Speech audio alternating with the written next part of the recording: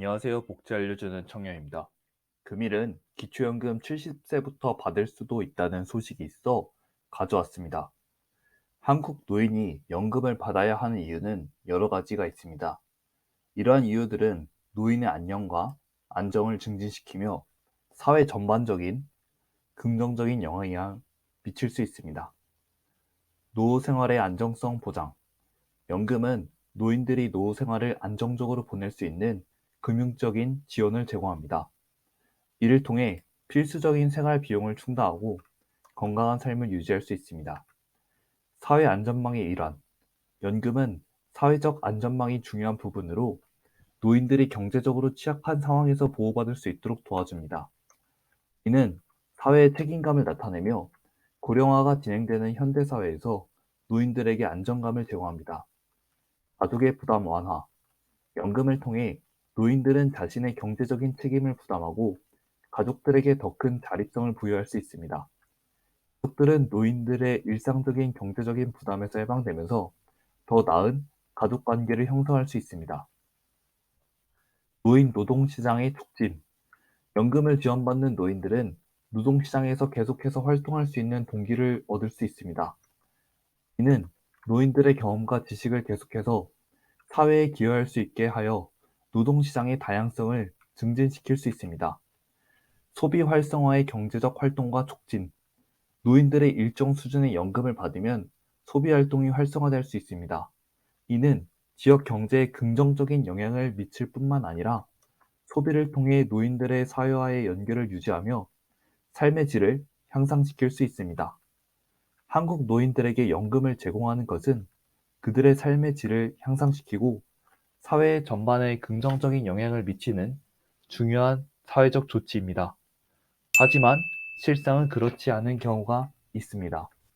65세 이상이 노인이 받는 각종 연금이 스스로 생각하는 최저 생활비의 절반에도 못 미치는 것으로 나타났습니다. 27일 정부의 국민연금 개혁안 발표를 앞두고 나온 통계입니다. 통계청은 26일 기초연금, 국민연금, 직역연금, 주택연금, 퇴직연금, 개인연금과 여러 기관의 데이터를 연계한 포괄적 연금 통계 분석 결과를 발표하였습니다. 1988년 국민연금 제도를 도입한 뒤 공적, 사적 데이터를 포괄해 만든 관련 통계는 이번이 처음입니다. 분석에 따르면 2021년 기준 국내 65세 이상의 외국인 862만 명 중 연금 수급자는 777만 명으로 나타났습니다. 월 평균 수급액은 60만 원이었습니다. 수급자를 한 줄로 세웠을 때 중간 사람이 받는 중위 수급액은 37만 2천 원으로 평균 수급액에 훨씬 못 미쳤습니다. 연금의 대는 18세부터 59세는 3,013만 명입니다. 이 중 연금을 한 개라도 가입한 인구는 2,073만 명입니다. 월 평균 보험료로 32만 900원을 납부하였습니다. 2016년 수급액 42만 3,200원, 납부액 29만 8천원과 비교해 5년 새 수급액은 17만 7천원, 납부액은 3만 1천원 올랐습니다. 내는 돈보다 받는 돈이 훨씬 많이 늘어난 셈입니다. 하지만 실제 국민이 원하는 노후 생활비와의 격차가 컸습니다.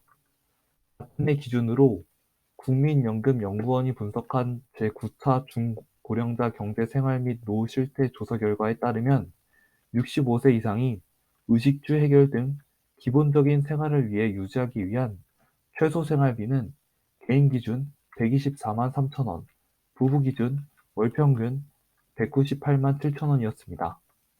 평범한 삶을 유지하기 위한 적정 생활비는 개인 177만 3천 원, 부부 277만 원이었습니다. 세계로 눈을 넓혀보면 더 간격이 두드러집니다. 경제협력개발기구에 따르면 한국은 2020년 기준 노인의 상대적 빈곤율이 40.4%로 회원국 중 1위입니다. 호주, 미국, 물론 캐나다, 이탈리아, 영국과의 차이가 큽니다. 노인이 가난한 건 연금의 소득 대체율이 낮아서입니다.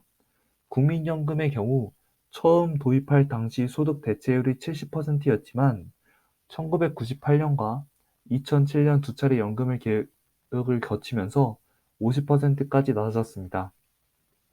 이후로도 2028년까지 매년 0.5포인트씩 낮아져 40%까지 떨어지도록 설계하였습니다. 소득 대체율을 높이려면 보험료율을 올려야 하지만 국민연금 보험료율은 올해도 월 소득의 9%로 1998년 이후 25년째 동결 상태입니다.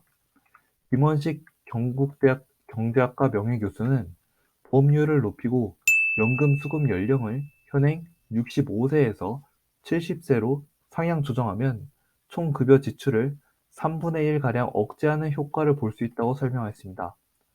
권혁주 서울행정대학원 교수는 지금도 연금으로 생활하기 부족한데 덜 받는 식은 안 된다며 정년 연장과 직무, 성과 중심의 임금 체계 개편, 퇴직자 재고용을 병행해야 한다고 말했습니다.